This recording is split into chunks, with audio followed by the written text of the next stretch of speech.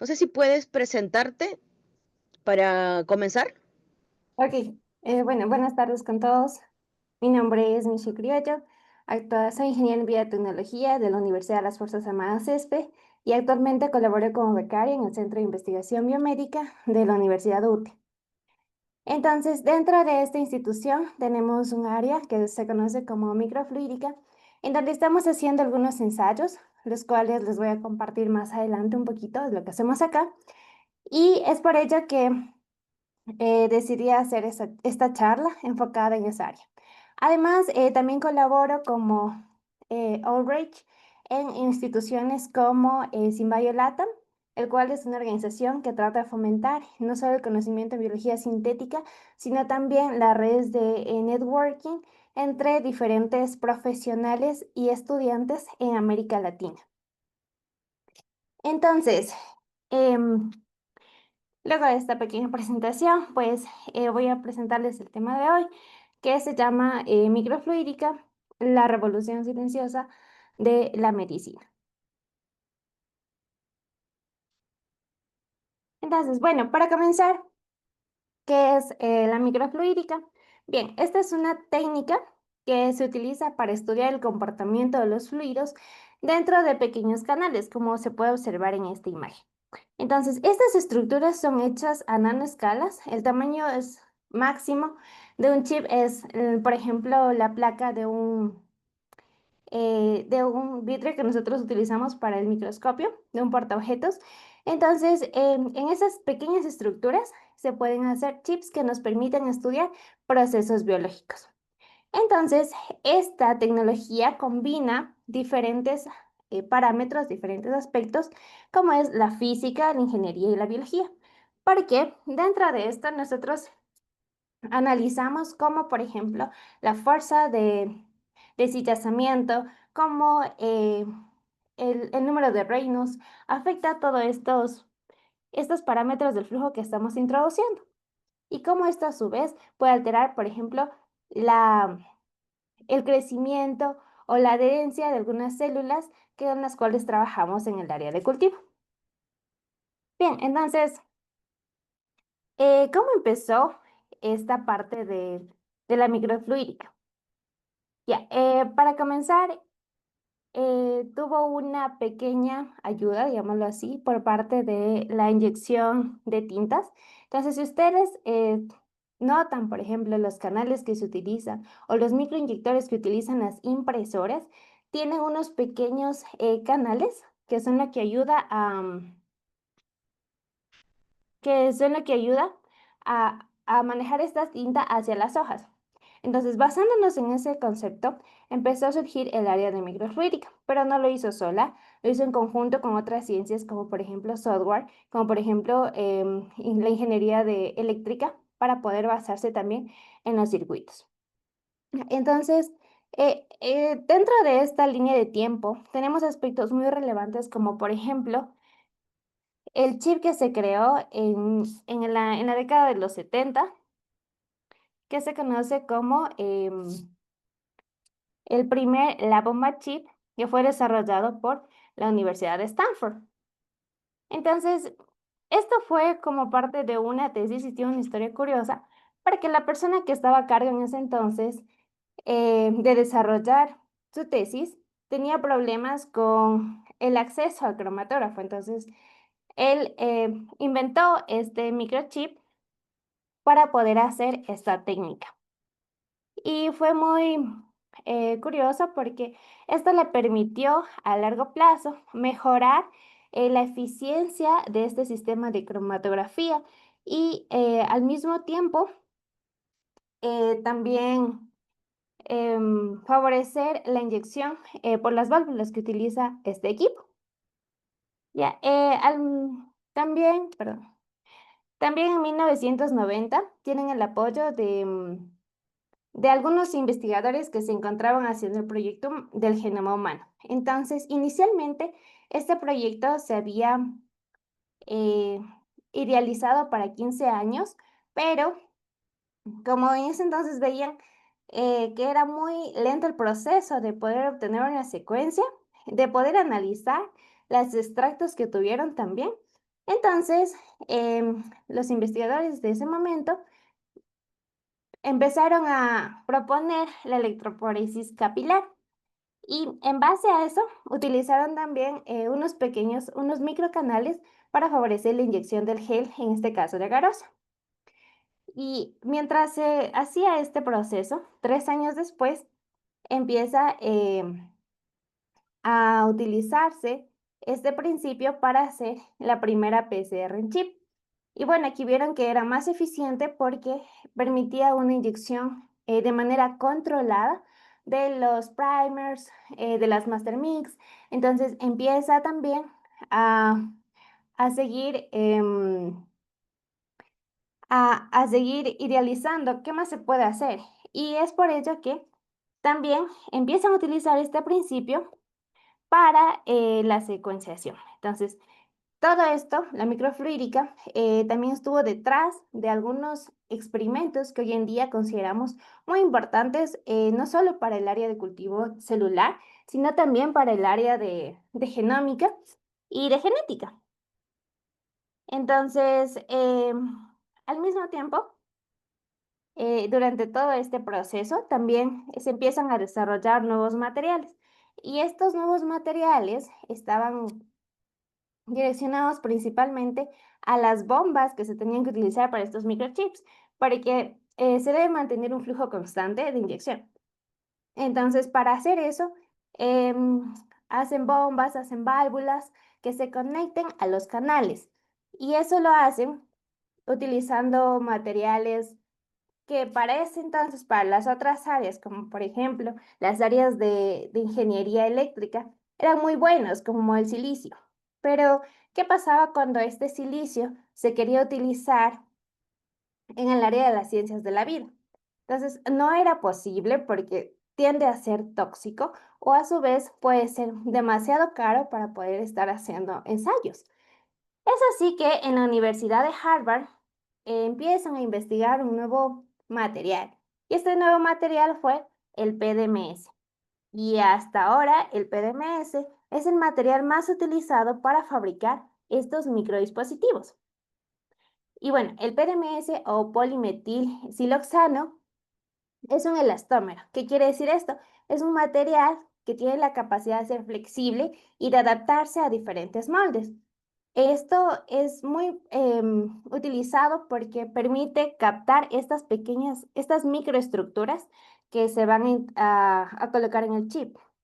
Es por ello que cuando realizamos los moldes, no se debe colocar los dedos de manera directa porque incluso se puede captar las huellas digitales que nosotros tenemos, ¿ya? Y eso afecta a largo plazo nuestros ensayos. Además, otra de las ventajas del PDMS es que es mucho más económico comparado con otros materiales y que a su vez es bastante biocompatible con las células y puede ser afín también con otros materiales, lo que nos permite que en estos pequeños canales que observamos aquí se puedan colocar hidrogeles o alguna otra sustancia que favorezca el fluido de las células. ¿Ya? Bueno. ¿Qué pasó después? Pues este PMS fue la base para desarrollar la técnica que conocemos como litografía blanda, que es utilizar este elastómero para elaborar nuestros chips. Entonces, aquí en este gráfico podemos ver cómo funciona la litografía blanda. Entonces, nosotros tenemos un modre malde, ya que tiene como finalidad tener estos relieves y estos relieves son los que van a captar el PDMS. Entonces, en otras palabras, este molde madre tiene estructuras cóncavas. Ya, y cuando nosotros tenemos ese molde, vamos a colocar nuestro PDMS o nuestro elastómero para que se pueda captar las estructuras. Luego, este compuesto cruza un proceso de curado que es el proceso por el cual se van a entrelazar las estructuras químicas que tiene este elastómero y se va a solidificar. Entonces, esto lo hacemos con altas temperaturas, como por ejemplo unos 40 o 50 grados, dependiendo el tiempo que se deje en incubación. Por lo general, este proceso cuando se hace a elevadas temperaturas, como 50 a 60 grados, pues em, están listos en unas 3 horas. Pero si nosotros deseamos alargar un poco el proceso, pues podemos dejarlo en 40 grados por 24 horas y garantizamos que esté completamente curado. Y esto es importante porque así como es bueno para los ensayos, pues cuando este agente curante no está solidificado, puede ser mutagénico para el operador. Entonces, es clave también manejar estos principios de bioseguridad cuando hacemos estas técnicas de litografía blanda. ¿Ya? Entonces, ambos casos, tanto el PDMS como esta técnica, pues han sido claves para el desarrollo de estos dispositivos biomédicos que se han convertido en plataformas organanochips que incluso hoy en día son comerciales. Pero es importante aclarar también que el PDMS en su mayoría son utilizados como una fase precomercial porque cuando ya pasa a una escala comercial, valga la redundancia, pues se debe utilizar un material em, más seguro para el ser humano. Y a su vez, estos procesos son sometidos a cuartos de limpieza que se llaman clean rooms, en donde se evita a cualquier lugar la contaminación. Bien, bueno, ahora, a finales de la década de los 90, en lo que es la evolución de la microfluídica, también surgió estos sistemas que se conocen como microdrops o sistemas de microfluídica basado en gotas. Y bueno, aquí se utilizan dos fases, se utilizan tres fases, dos fases acuosas, una de ellas que contiene el material que se quiere introducir, puede ser células, puede ser células transfectadas, células transformadas o virus. Y virus con sus células a transducir.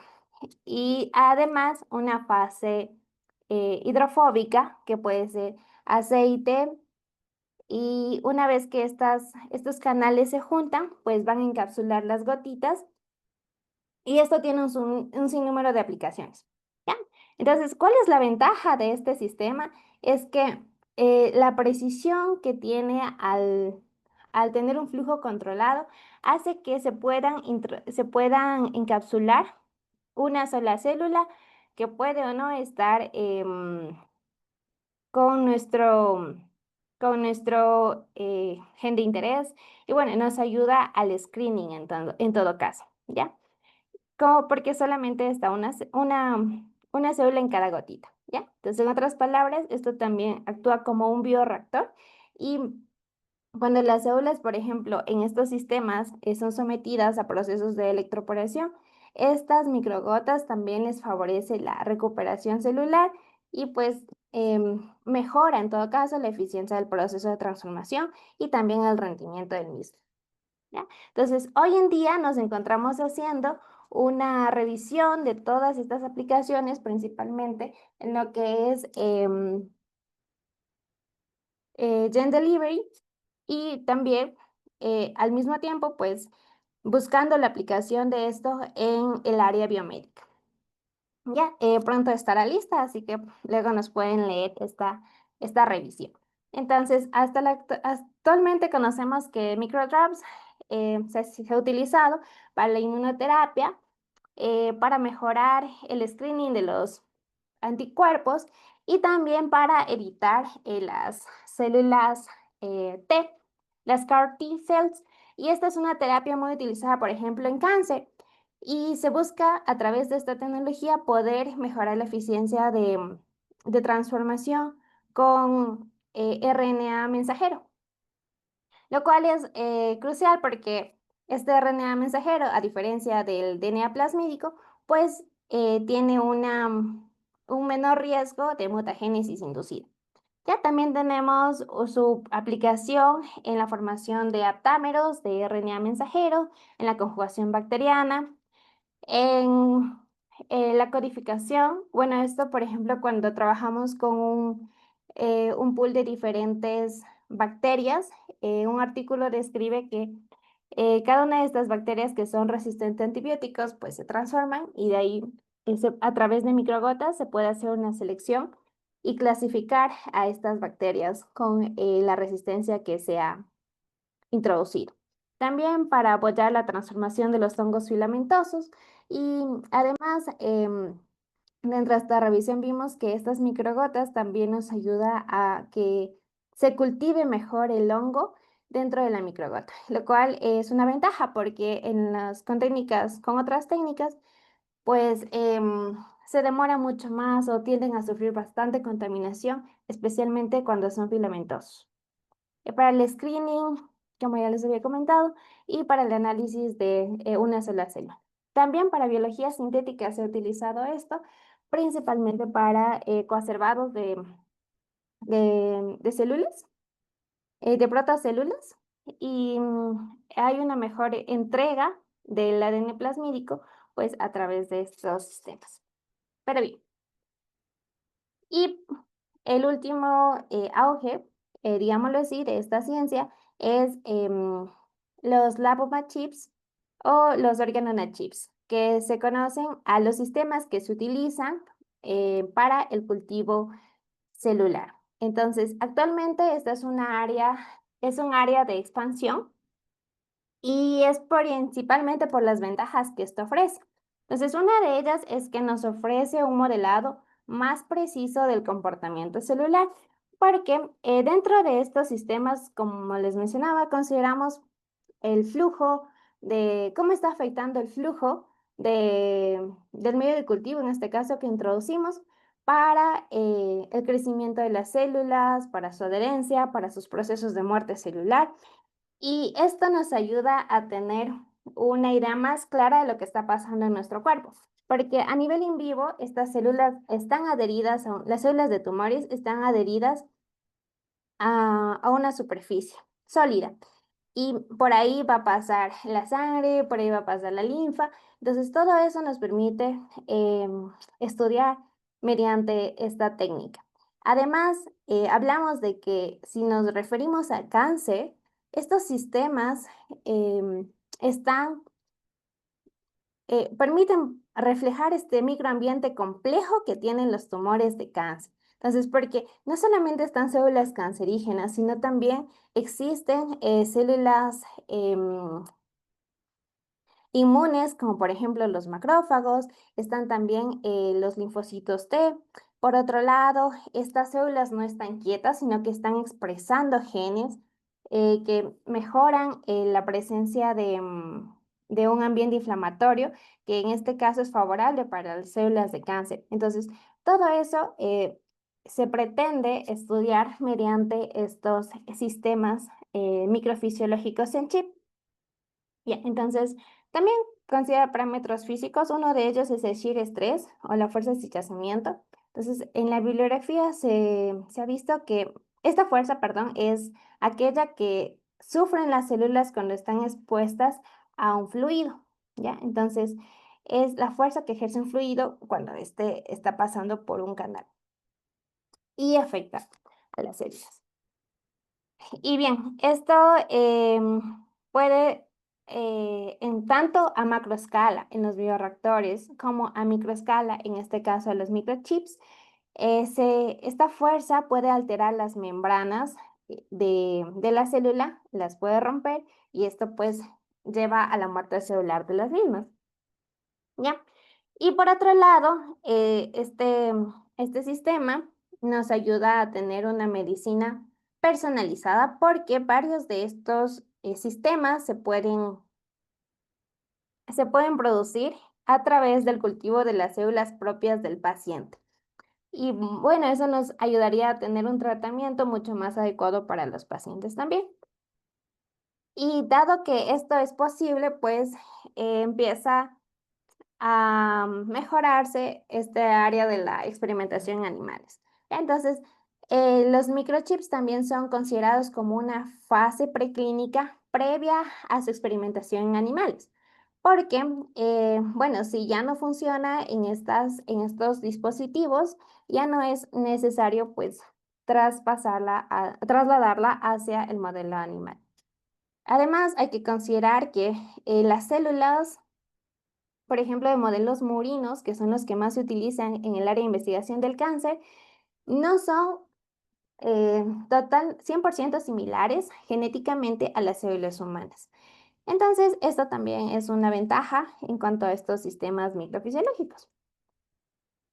Ya, ahora, para ser un poco más específica, igual en el Centro de Investigación Biomédica hemos hecho una pequeña revisión de cómo es que funcionan estos microsistemas, por ejemplo, para evaluar la citotoxicidad de algunos de los compuestos que actualmente se están investigando para el cáncer, ¿ya?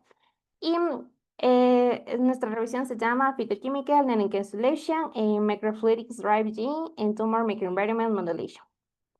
Y aquí no solamente vemos cómo las herramientas microfluídicas nos sirven para evaluar el microambiente tumoral, sino también cómo se han utilizado para la fabricación de nanocarriers. Se conoce que estos nanocarriers, como por ejemplo las nanopartículas lipídicas, em, las, los liposomas y algunas nanopartículas de oro, se están investigando en este campo para mejorar la entrega de los tratamientos, entrega de drogas, como por ejemplo de la doxorubicina. Y queríamos ver cómo funciona. ¿Ya? Entonces, de manera, en síntesis, estos, estos canales favorecen la forma de las nanopartículas, es decir, tener un tamaño uniforme de las nano. Y eso es muy relevante en la investigación porque a través de las técnicas convencionales sí obtenemos una eficiencia muy buena, pero con microfluídicas se puede mejorar. Y la uniformidad en este caso, pues, ayuda a que el tratamiento sea mejor.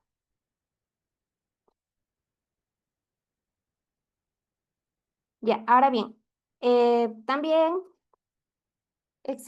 gracias a esta investigación, vimos que estos fitoquímicos, como por ejemplo el ácido felúrico, la timoquinona, el resveratrol, ellos han sido evaluados ya microencapsulados en estos sistemas de órgano on a chip. ¿Ya? Entonces, dentro de esta revisión tenemos estos tipos de órgano on a chip, empezando con el, el órgano on a chip como tal, que es una plataforma en la que se intenta recrear o se utilizan células de un órgano específico.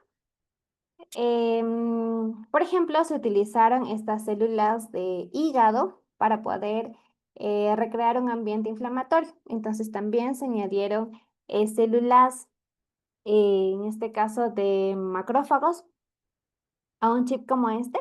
Y se empezó a monitorear, en este caso, cuál era la concentración de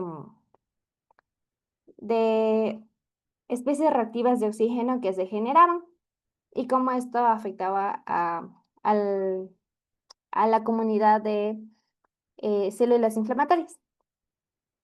Por otro lado, el tumor on a chip, hay que aclarar que en el órgano on a chip se utilizan células sanas y ahí pues se induce el estrés para que ellas posteriormente se transformen en células o simplemente se hace el estudio con las células sanas. Pero cuando ya se trata de tumor on a chip, entonces, ahí sí se utilizan células del tumor que son aisladas en estos microchips. Estos, por lo general, pueden formar o monocapas o esferoides. Y una vez que se logra eso, pues ahí se aplica el tratamiento específico. Puede ser un tratamiento con fitoquímicos o un tratamiento ya con estos fármacos que han sido aprobados para el tratamiento como el cáncer. El más utilizado es la doxorubicina. Ya, y por otro lado tenemos los vascular on a chip, que son chips que han sido diseñados para estudiar la angiogénesis y la metástasis del cáncer. Entonces, este angiogénesis es, por ejemplo, es la ruptura de los vasos sanguíneos o la mal construcción de los vasos sanguíneos que ocurre cuando tenemos este problema del cáncer. Y aquí, cuando se inyectan los tratamientos, pues nos ayuda a ver cómo estos fármacos están afectando la migración celular. Y em, también tenemos los, los chips que están basados en la, en las, en la parte vascular del cerebro. Entonces, eso se llama Blood-Brain Barrier, algo así, una chip. ¿Ya? Y estos chips, en cambio, nos permite estudiar específicamente la vasculatura del cerebro. Entonces, aquí, por ejemplo, se utilizó este chip para estudiar cómo el ácido felúrico encapsulado con nanopartículas pues puede reducir la cantidad de especies reactivas de oxígeno que se habían generado en estas células. ¿Ya? Y bueno, también tenemos otros casos en donde aquí igual les dejo el link para que puedan ustedes revisarlo. Por ejemplo, para la enfermedad de Parkinson, los triple B on a chip. También se han desarrollado organochips para las glándulas mamarias para estudiar el cáncer de seno. Organochips del corazón, para enfermedades cardiovasculares. Y bueno, hay un incremento de estos sistemas para cada órgano de nuestro cuerpo, porque como sabemos el cáncer es bastante em, frecuente en varias partes de nuestro cuerpo y aparte de ello es una población heterogénea. Entonces, estos sistemas nos ayudan mucho a poder entender qué realmente está pasando a nivel ya sea fisiológico cuando utilizamos células sanas o a nivel patológico cuando ya empezamos a usar células tumorales. Ya, bueno, dentro de las aplicaciones que tienen estos sistemas está evaluar principalmente la toxicidad de las drogas. Y ahora, dentro de estos microsistemas también hay una parte muy interesante que es tratar de mimetizar al máximo lo que está pasando en nuestro cuerpo con otras estructuras. Entonces, en 2024, esta investigación desarrollada por estos actores, pues empieza a utilizar estructuras inspiradas en hojas para poder hacer estos microcanales. Y es algo muy interesante porque, al igual que las células humanas, estas células de las plantas empiezan a formar estos canales vasculares. Y es interesante porque a diferencia de otras técnicas, la microfluídica sí permite captar estas pequeñas estructuras o divisiones que tiene la vasculatura. ¿Y por qué es importante esto? Por ejemplo, con el corazón tenemos unos canales que luego de las arterias vienen las arteriolas que son sumamente finos y que es como que la última parte de la vasculatura. Entonces, a través de estos ensayos que actualmente están emergiendo, pues, y que se llaman Human on Leaf Systems, se trata de poder alcanzar una mayor fidelidad hacia lo que son los órganos humanos. ¿Ya? Igual acá, en este caso, utilizaron no solamente técnicas para poder aislar las hojas, la estructura de las hojas, sino también modelado para entender qué está pasando con los fluidos. Entonces, cuando ellos empiezan a utilizar modelado, pues siempre van a utilizar estos mapas de calor porque les permite saber qué está pasando. Si el flujo es, por ejemplo, con la velocidad, si la velocidad en ese canal es alta, es reducida, es moderada. Entonces, todo eso nos ayuda a poder apegarnos más a nuestro modelo de fisiológico real. Ya, entonces, esta es como decir, la próxima parte de la microfluídica. Empezar a mimetizarlo con estructuras de hojas, con estructuras de hongos, lo que me pareció realmente interesante.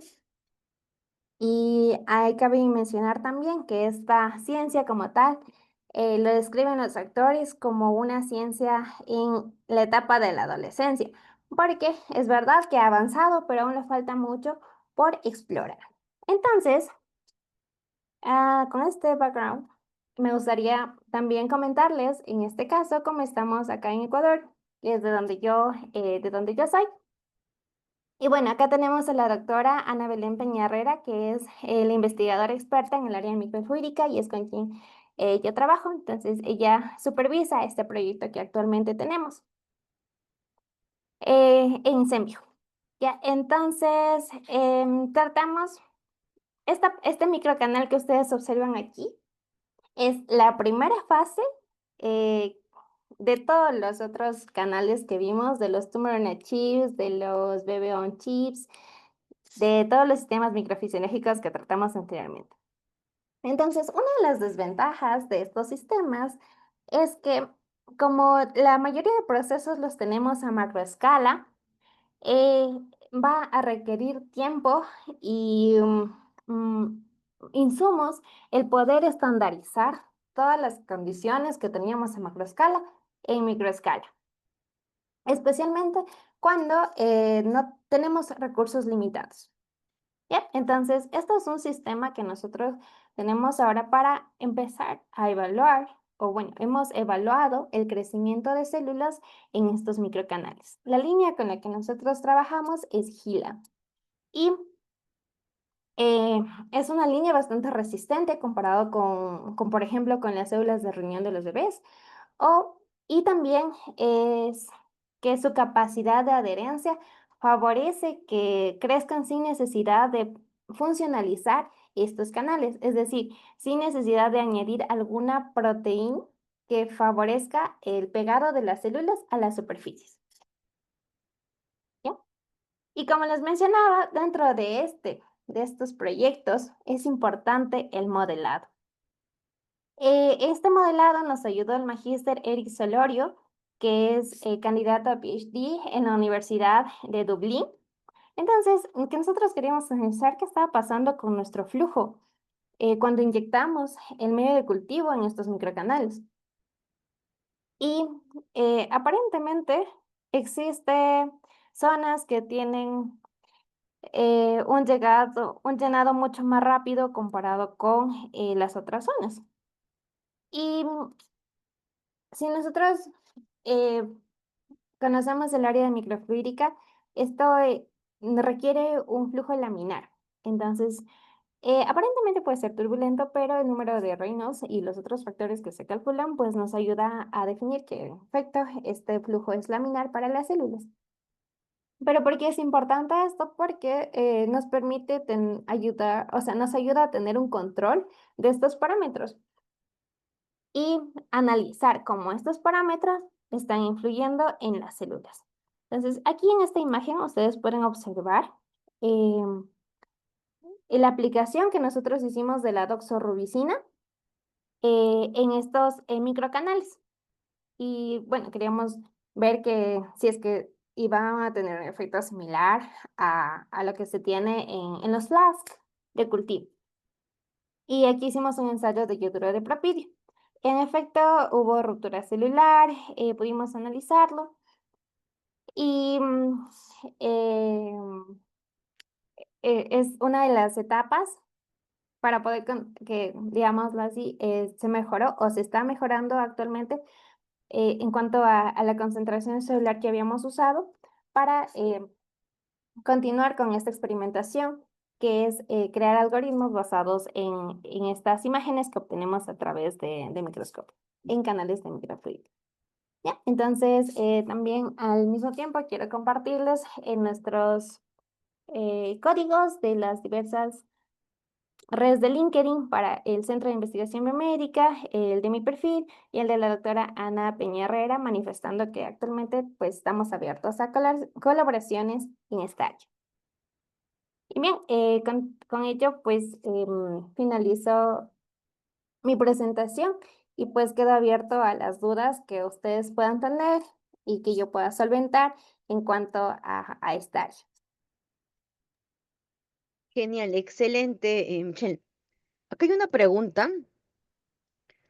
Primero, no sé si Brigitte Gutiérrez, ¿puedes leer el mensaje que se te mandó por chat, por el chat de Zoom? Es sobre tu correo. Bien. eh, Mónica pregunta, ¿qué observaron en el caso de la enfermedad de Parkinson? Tú pusiste una diapositiva sobre eso.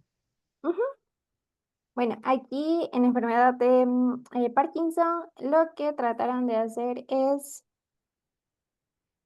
estudiar el potencial de membrana mitocondrial y esto para, dice alfa-sincro- Mm,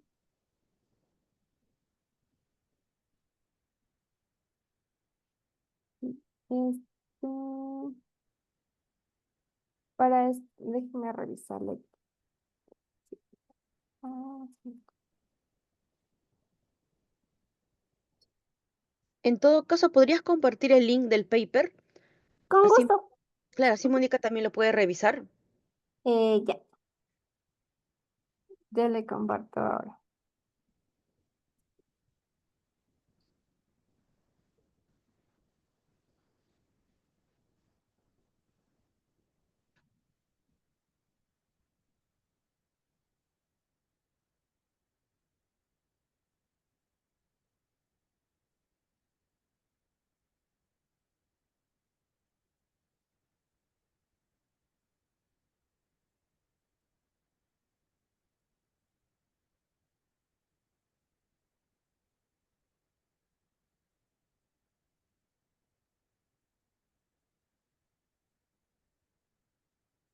Ya les compartí el link.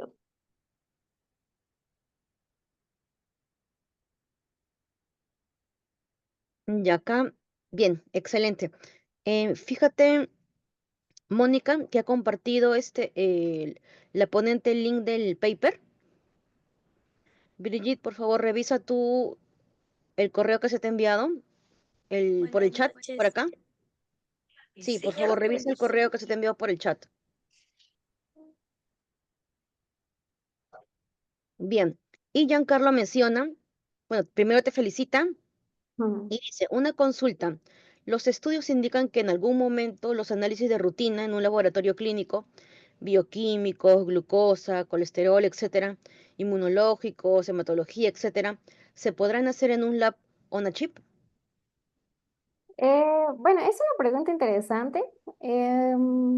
Realmente no he ahondado en esta área de los ensayos clínicos, pero he visto que se utiliza, por ejemplo, para los screening de los anticuerpos que posteriormente van a ser aplicados.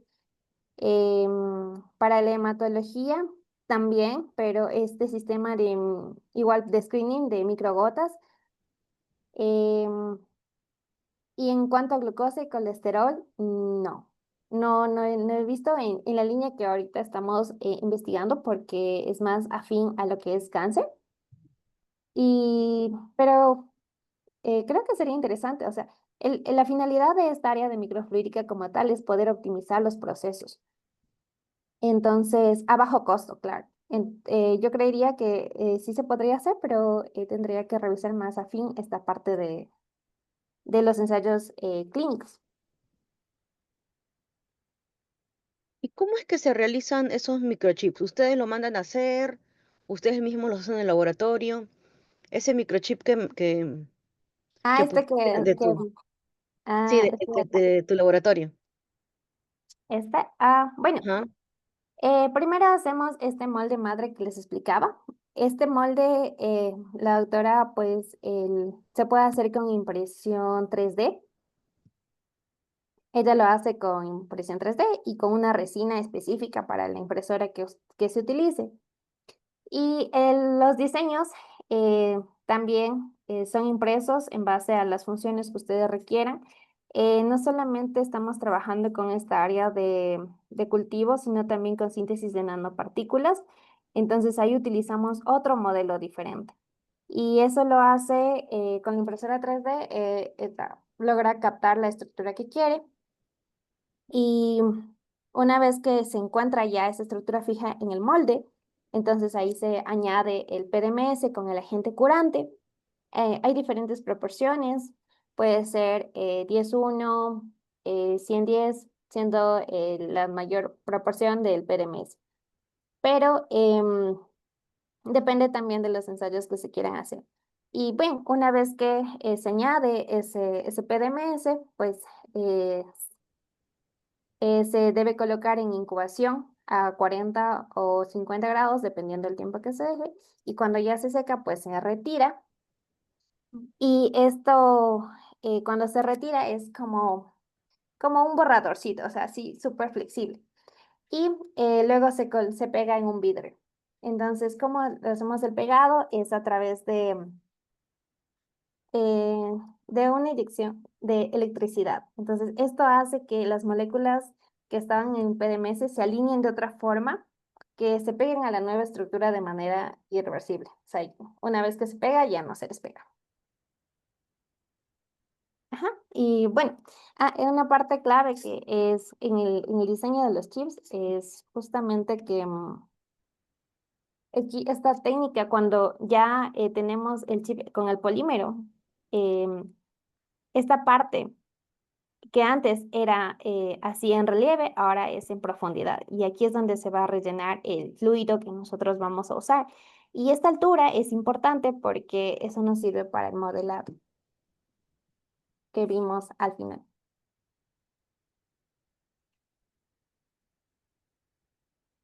Bien, genial.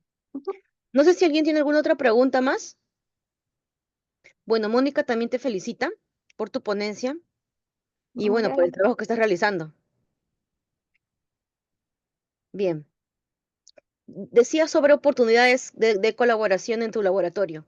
Eso sería, por ejemplo, para que personas puedan hacer pasantías en el laboratorio o prácticas o están buscando gente de posgrado. Ujú. Sí, es por ejemplo como esta colaboración que obtuvimos acá con Eric, que nos ayuda bastante en cuanto al modelado, pero sin embargo hay muchos ensayos que faltan por hacer, como por ejemplo los ensayos de viabilidad de las células ya con microscopía, microscopía confocal, con microscopía de fluorescencia, para poder medir los parámetros y poder ver si realmente está afectando las condiciones de cultivo, si o realmente son estos parámetros físicos que afectan a las células. Entonces, todo lo que sea en cuanto a microfluídica y que pues tengan conocimiento, sí sería un gran aporte para estas áreas. Bien, genial. Bueno, muchas gracias, Michelle. Muchas gracias a todos por asistir. Ujú. Bien, entonces damos por concluida la ponencia. Bueno, es excelente fin de semana a todos. Muchas gracias. Gracias, Doc. Hasta luego. Hasta luego.